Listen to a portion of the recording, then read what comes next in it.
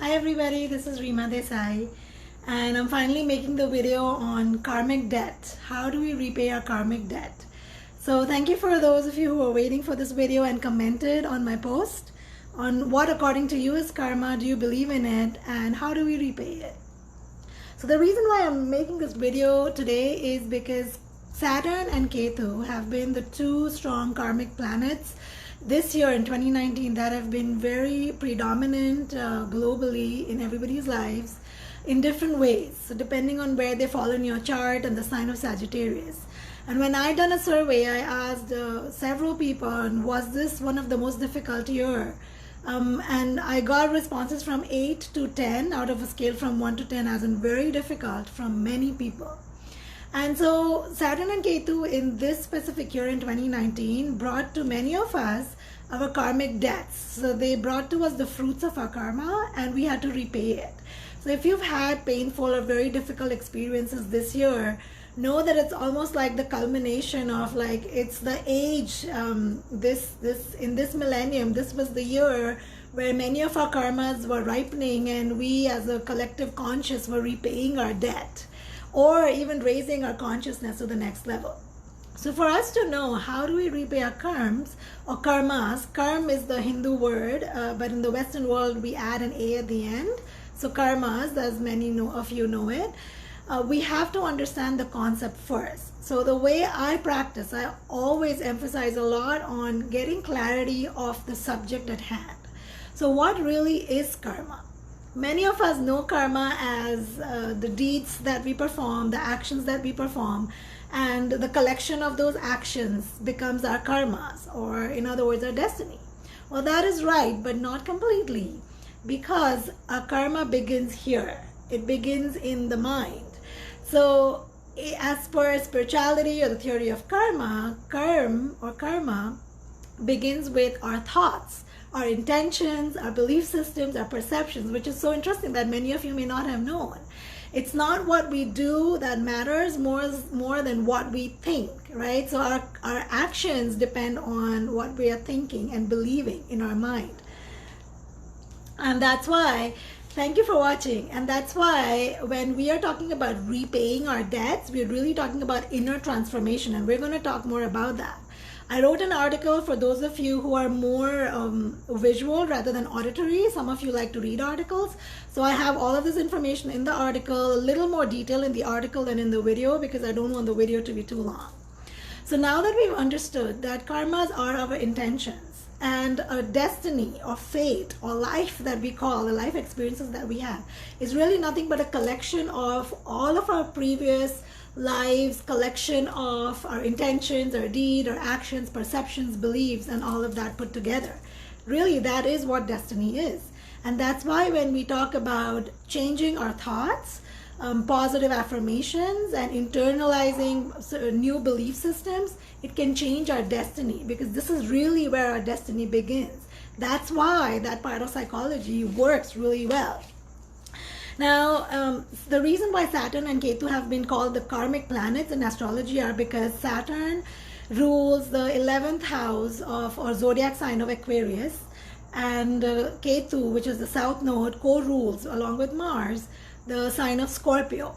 Both of these are transformative signs. They're signs of, and I don't want to go a lot into why these have been given the karmic meaning or the karmic, they're the flag holders of our karma and transformation and soul consciousness in many ways, but they are the primary planets in astrology. And Saturn is a slow moving planet that judges our actions and brings, it's the judge, that announces that this is the result of your karma and you deserve to get this benefit or this negative experience in your life because of your karma. So this year, because Saturn and Ketu were hand in hand in Sagittarius, and for almost several months, Saturn was retrograde, they were hugging each other. It has not happened in a millennium, and it's not going to happen again. So this year was very potent to many of us in different ways. For some people, you got great benefits out of this combination because you were ready to get the fruits of your karmas, and in a positive way. And for other people, it was negative because, again, in a negative way, we had to pay our debts off. Okay. So let's talk about a type of karmas. Now we've understood what karma is, but there are 4 main types of karmas, and I've explained them in my blog. So go ahead and read the article. But 2 of the most important that we need to know about are Sanchit and Prarabdha karma. So it's a Jainism concept, even known in Hinduism, even in the Western world. People who are following spirituality understand these terms.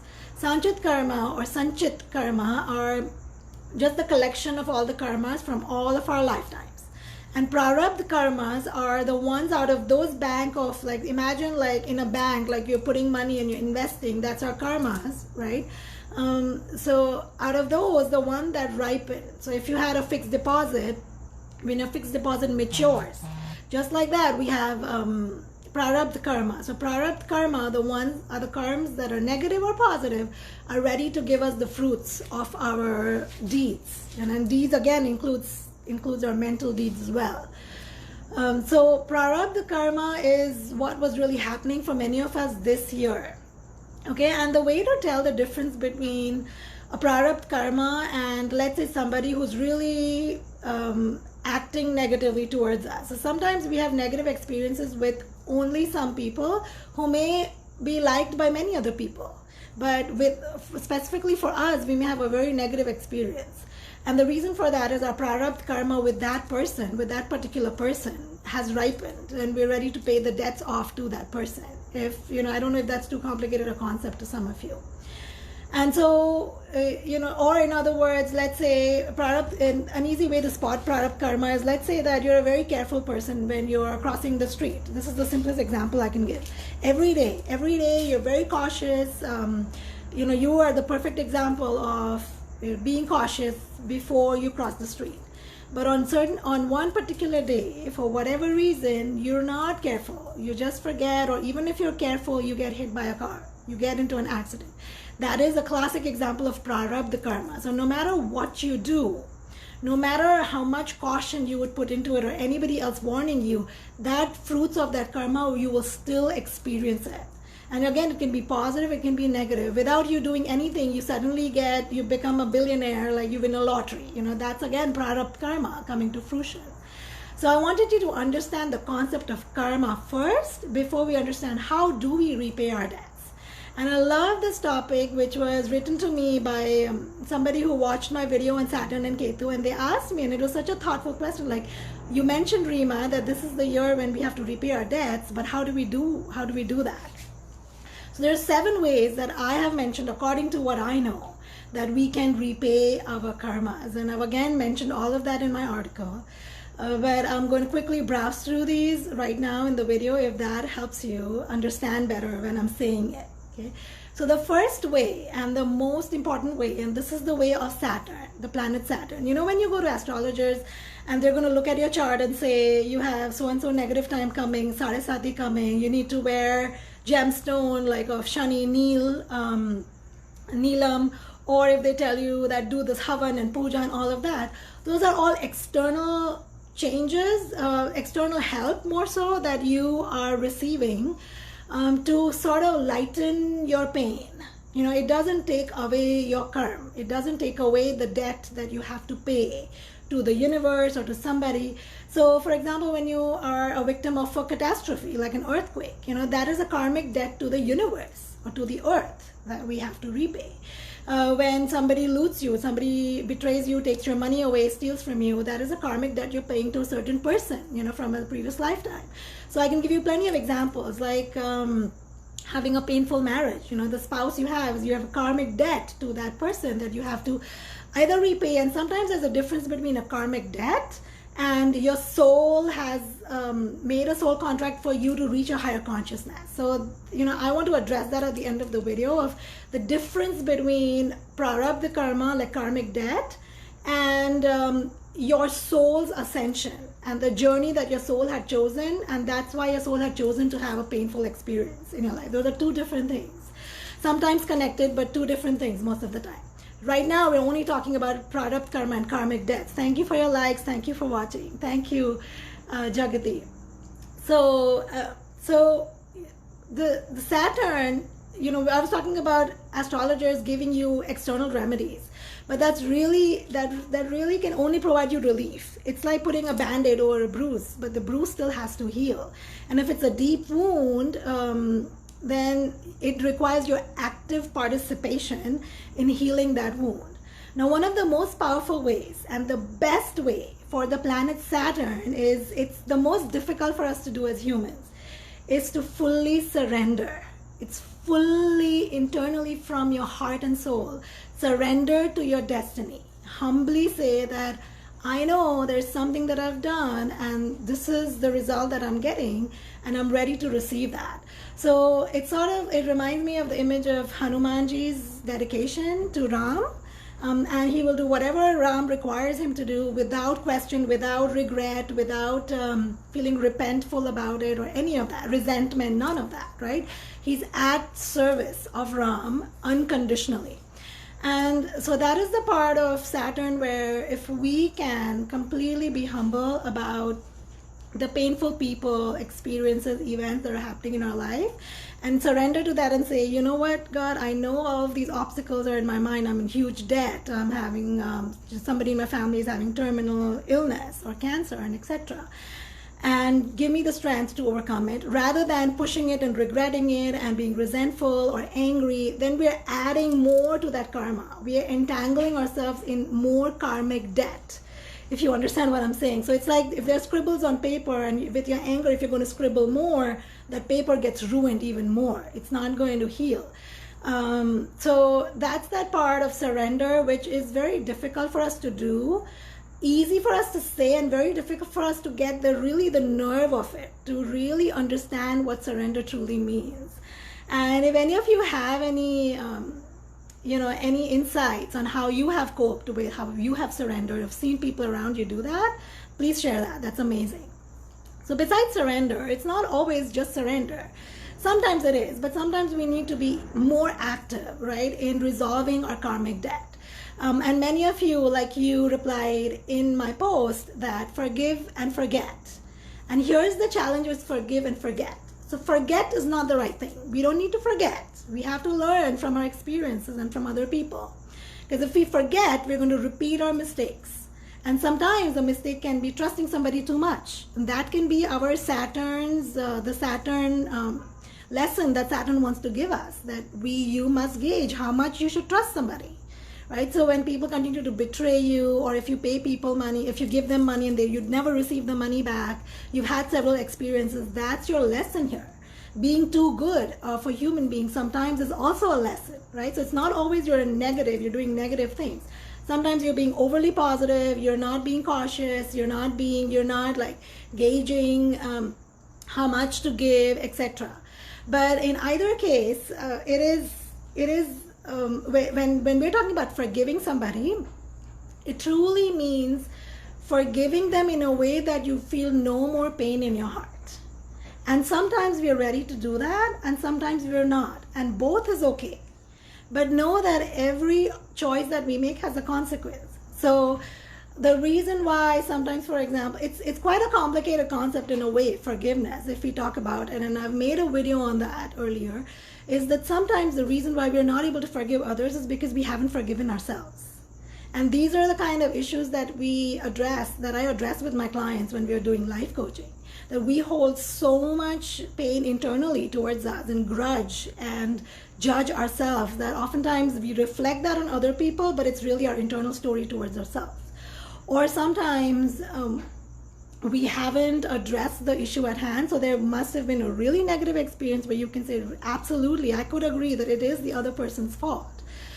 But knowing that it was a karmic debt, it might require us to go back and talk about that openly to the other person, no matter how hard that seems, no matter how much it seems like we're weak there, or we're victims and we do not want to address it. And that's the kind of healing that I have done in my journey in the last 3 years, and it's changed massive amount of people around me. It has changed, and it's like when I addressed and I went back to so many people in my life since my childhood, literally since my childhood, and I wrote them letters and I explained the events both ways. when I thought that they had done something that had hurt me, and I expressed it, that you may not have intended that, but this is how I received it, and this is what it did to me. And it was amazing that many of them had forgotten, not realized, didn't know, didn't have the intention. But we think in our mind that they do intend to. And some of them did. They really, meant to do that. And some people will accept it and ask for forgiveness, and some people will not. But anyways, as long as we are doing our healing, we are going to change, and our karmic debt is going to get repaid. So that's one way. And the other way is when we know that we have done or said something, even if it was 20 years ago, and I did that healing, where I really wrote to people from 2 decades ago or further out. And I wrote in detail that I remember this has happened from whatever I remembered, and I am sorry if that hurt you. It's not enough to just say sorry. Oftentimes, people do not take it seriously because it's being used so loosely several times, and people get hurt again. But when we go back and we explain the situation and we give it an explanation enough to say, I honestly mean to ask for your forgiveness, even if they don't forgive you. And I haven't had an experience when they didn't forgive. Everybody forgave me. Everyone that I wrote to. And I wrote to the people with whom I had the hardest experience. The people with whom I would never think I would be able to go and address this with them. And I wrote to them because I felt so ashamed in myself then that I felt like it would be so shaming for me to go and even, admit it. But truly there's magic in that. So when we're talking about forgiving and forgetting, we're only talking about forgiving. But forgiving is not just saying in your mind, I forgive that person. Because that's not where we do. That's very surface level. True forgiveness comes from very, very deep healing work, where we have to learn to accept ourselves with our shortcomings, with our mistakes, and then extend that to other people. Accept other people with their shortcomings and mistakes and address all those issues. So I wanted to explain this the most because we're bang on with forgiveness and repentance and penance, and I've written about that in the article. And there's other ways to ask for penance. What if somebody with whom you wanted to achieve closure is no more in this world? Then we can do that penance through meditation. And the part of the reason of meditation and sitting in silence in the mind is because it allows all these issues from the past to surface, and then we get a chance to address them. That's why meditation is so magical and important for us to sit in silence. And we can even just think of them as energy of, so let's say, as an example, it was my grandpa. Something must have happened. Or even if we think that we haven't done anything wrong, there's no harm in going to people in our lives that matter to us and say, I'm sorry if I've ever done anything wrong to you, right? So even holding the thought or the intention in your mind, if you believe that they're not going to be available in physical connection, that matters too. The universe it notices our intention. It knows our vibrations from what we think. So that was the most important point I wanted to stress on, and that's why I spoke so much about forgiveness. So that's point number 2. We're talking about ways to repay our debt. We spoke about surrender, absolute surrender. We spoke about forgiveness, repentance, and penance. Then we're going to talk about life coaching and hypnotherapy and SRT, where you open your Akashic records. And the reason why there is magic in that is because you are, just like we heal our body by clean eating, we heal our mind by clean thinking. And changing our emotional patterns completely and building inner resilience. So it really helps not only to go back to our past lives and past deeds and looking at our emotional patterns, because oftentimes, for example, people who have anger issues, I used to have a lot of anger issues when I was little because there was a lot of frustration in my home, and that frustration built up within me, and then I threw it on other people, right? So when we have those patterns, we are unintentionally harming other people, and we don't even realize that. So when you're doing emotional healing work through life coaching, hypnotherapy, past life regression, opening your Akashic records with SR, spiritual response therapy, and etc., so many modalities, we are truly healing our own vibrational pattern completely. And with that, as we change our energetic field around us, we automatically start to heal so many other people. There's a lot of power in our energetic existence, in our aura. So that's why that work is extremely powerful in repaying your karmic debt, or at least going further on. The types of karmas that are called agam karmas that we are going to create in the future those change because your thinking becomes clean, your emotions become clean. There's more resilience and tolerance to negative things happening in your life. You respond differently, and everything, your entire life pattern and destiny changes. So remember again, everything that you're thinking right now, everything that you're thinking, believing, intention, that's creating your destiny going forward for this life and for lives ahead. And Saturn is the planet that more so brings our past life, Saturn and Ketu karmas, and Jupiter is more so the planet that gives you this current life's karmas.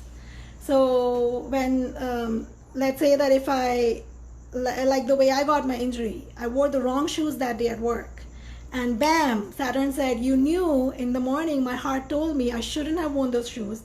I wanted to turn back and change my shoes. I didn't do that. So Saturn said, there, you weren't cautious, you weren't intentional about your health, you ignored that, bam, here you go, you get a brain injury. I fell down, I was unconscious, and I got, so that is like part of prarabdha karma, and it can also be the current karma of, it was my own ignorance that caused my consequence. Okay, so that is the part of life coaching, etc., and healing. So we've talked about 3 ways to repay our karmic debt. Let's go to just serving the needy. And I think there's little that I need to say about that. All of us understand that humanitarian efforts with an intention, really the universe notices our intention.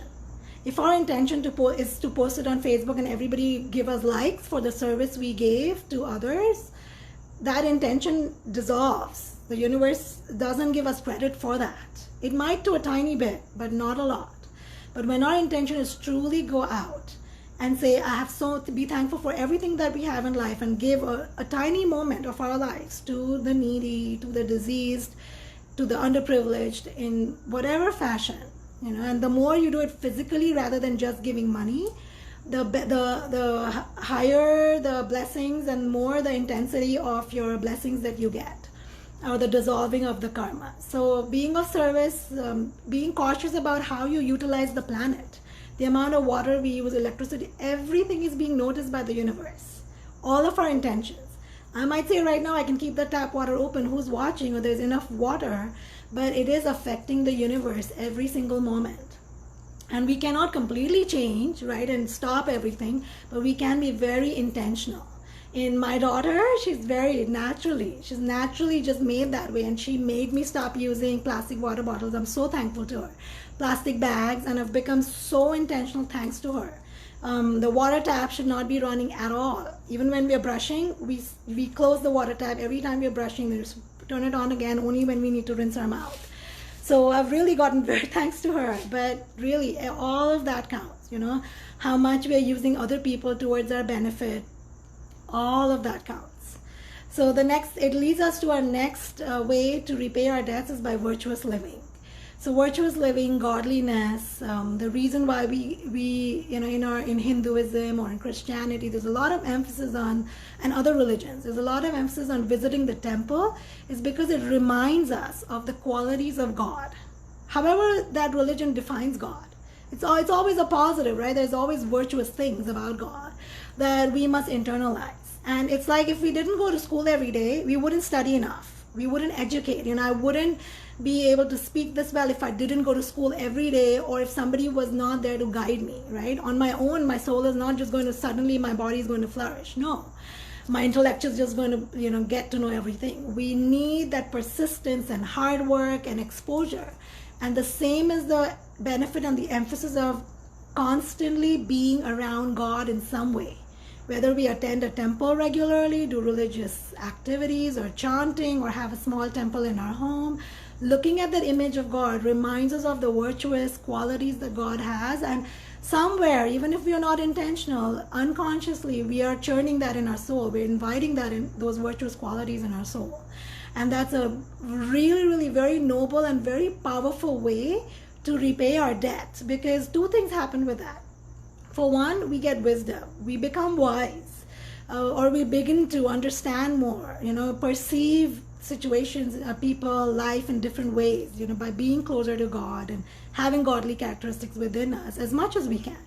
So automatically our response to negative events changes. That's one, right? Second is it heals not only us but other people, because now when usually I may be getting angry, in my religion there's a lot of emphasis on we must be kind to ourselves and to others, and anger is the opposite of kindness. It destroys things, it hurts, it harms, etc. It devastates. So it brings pain basically. So we are not allowed to inflict pain in my religion to either ourselves or to anybody else as much as possible. So because there was so much emphasis in my growing years on the virtuous qualities of being a good human being, what do you do? What are you doing when nobody is watching you? It's truly what a virtuous human being is, right? Can you be trusted when nobody is there to look over you? Are you going to steal things? Are you going to cheat? Or are you still going to stand by that character? So when we change our character, a way of living internally as a person, we're automatically, God looks at that, or the universe looks at it, and it automatically dissolves a lot of our karmas, or gives us the strength to face them without feeling as much pain. So that was one. And then one more very important way to dissolve a karma is being in the presence of, or in the under, like a student, a disciple of an enlightened soul. And today that can happen even through YouTube and Facebook and other ways where we can listen to sermons of, like for me, it's B.K. Shivani. When I listen to the way she talks, there's so much power in her voice because there's so much power in her soul. She has healed herself so much internally as a person that it's automatically shining through her vibrant presence. Even if she's millions of miles away from me, if I'm listening to her video, I am automatically healing within. So the blessings of a guru who's extremely enlightened themselves has the power to heal not all but many of our karmas. They really have the power, and literally, I'm saying literally, they can dissolve our karmas. So it's like having a bright light versus a dim light. Right now I'm in a dim light. It can only shed light to a certain space or area, versus a bright light can shine through, and the brighter it is, the stronger it is in keeping away the darkness. And that's another way. So for those of you who want to remember and not have to hear the video, you can go ahead and read the article, share it, give me your opinion, give me your ideas, add to it. I'm very open to conversations like this, and I loved this topic. So thank you to the viewer who brought this up, and thank you for all of you who's listening. Share this with other people.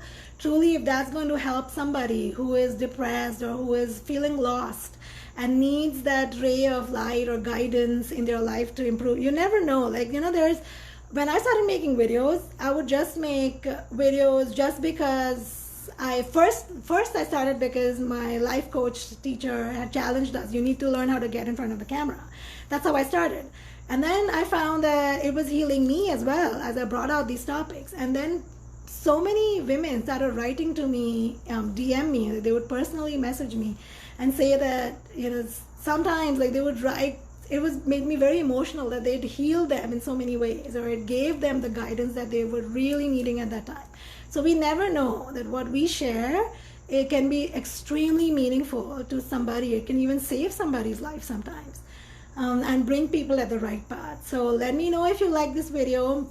Thank you for listening to me. My next video is going to be on Jupiter in the sign of Sagittarius. That is going to transit into the sign next month on November 5th. But in the next few days, starting October 17th or 18th, Jupiter is going into the Gandanta points. It's going into the points of the deep waters of the Scorpio.